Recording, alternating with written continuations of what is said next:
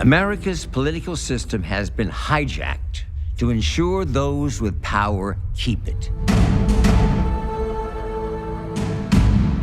If you look at American politics and think everything is fine, this video is not for you. To the rest of us, things seem pretty broken.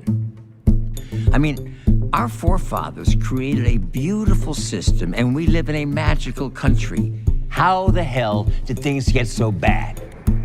These days, just 2% of Americans trust that our elections work how they're supposed to. Congress has an approval rating of 20%. Our leaders are locked in partisan warfare, and they aren't fixing anything. And we're angry.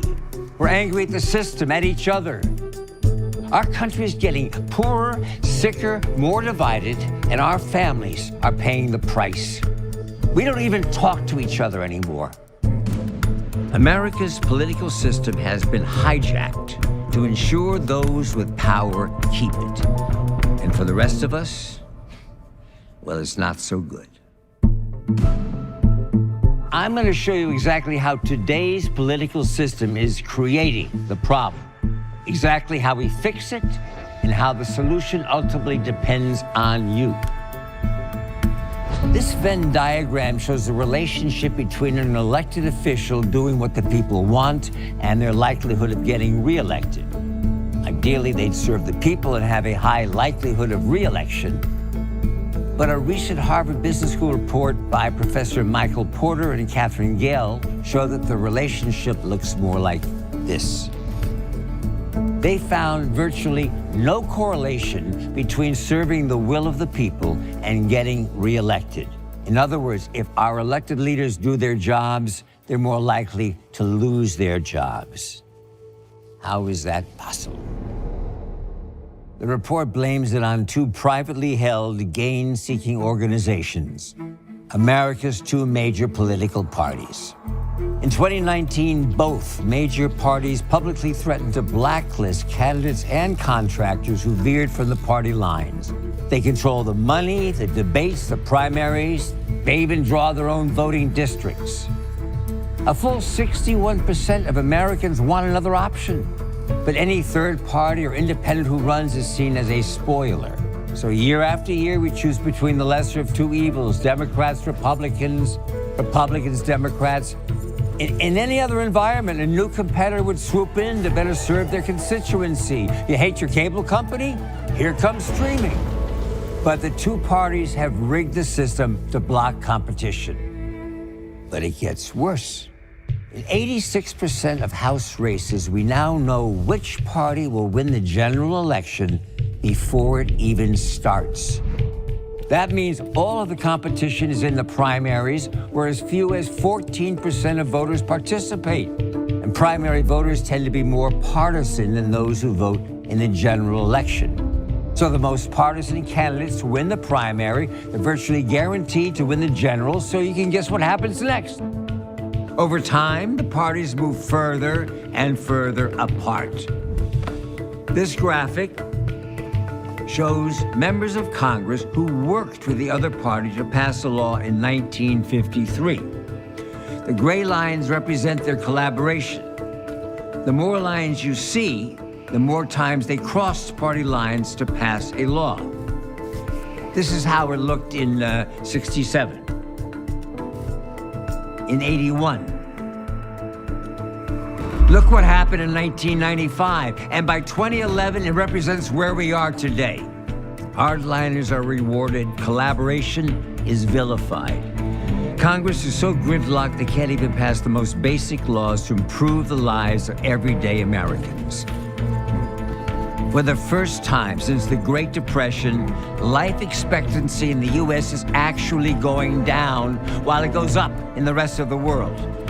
We were once ranked top in the world for education. We've fallen to 27th. We can't afford life-saving prescriptions, and medical bills are forcing families into bankruptcy. Almost half of American families can't even afford basic necessities like rent and food. What I want to know is, how do we fix it?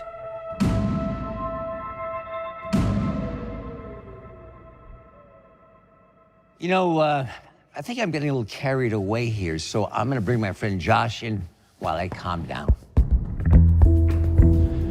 We need to take our government back and make it work for us.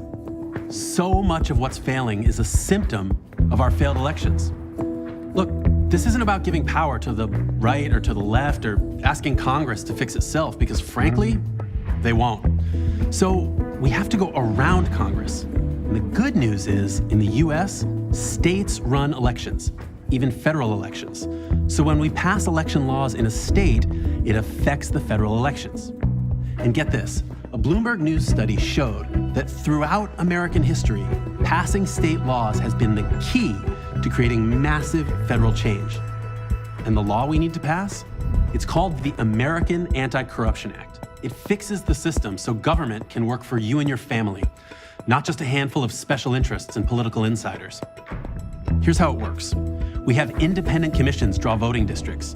We make it illegal for lobbyists to donate to politicians. We give every voter a $100 tax credit that they can use to support the candidate of their choice. We put reasonable term limits on elected officials. We implement ranked choice voting to allow independents and third parties to run without spoiling elections. And finally, we enact secure, automatic voter registration and vote from home ballots. So now you've got more people voting and it's easier to vote. This is common sense stuff. It creates a Congress that's more responsive to the people and can finally get stuff done. Look, we've pulled this law and it's incredibly popular across party lines. All we have to do is pass them in states across the country. How do we do that? Aha! Thank you, Josh. That brings us to this simple pie chart. It shows the percentage of a population required to create real and lasting change. Researchers looked at movements from all over the world and found that when 3.5% of a population actively engages in fighting for change, they win every single time. In America, 3.5% is 11 million people, and it needs to be conservatives, progressives, and independents together. America is roughly divided into thirds. That means no one group has the power to do it alone. And here's the best part. Millions are already involved in the movement, and together, they've already racked up more than 100 victories in cities and states across America. But we need millions more, and that's why I'm talking to you. Here's what I need you to do right now. Go to represent.us and sign up to be part of the next anti-corruption victory in your state. There are already people near you fighting, and they need your help. If that's not for you, then join the Commonwealth, a community of people giving whatever amount they can every month to support local anti-corruption campaigns. Every single dollar goes to the front lines of the fight, not to overhead or organizational expenses. All I'm asking is that everyone who watches this video needs to do something. That you do something. Because you can be damn sure if you do nothing, nothing is going to change. I'm here to tell you that your voice does matter. Join us.